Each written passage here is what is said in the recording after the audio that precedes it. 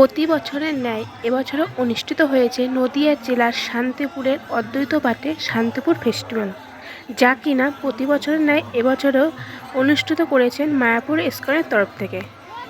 আর এই অনুষ্ঠানটি অনুষ্ঠিত হয়ে থাকে দোলের আগের একাদশীর পরের দিন অর্থাৎ দ্বাদশীতে। আর এই মেলাটি থাকে সন্ধে 5টা পর্যন্ত। তো আপনারা যারা যারা আসতে চাইছেন তারা চটপট করে চলে আসুন। আর আমি বেশি কথা বাড়াবো না, কেননা এখানের মাধুর্য আপনাকে মোহিত করবেই। তাই আরও যদি অন্যান্য জিজ্ঞাসা থাকে আপনাদেরকে অবশ্যই কমেন্ট বক্সে জানান।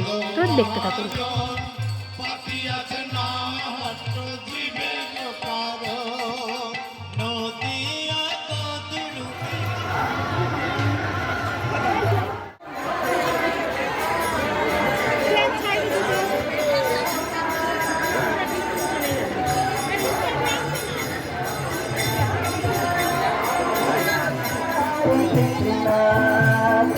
राम राम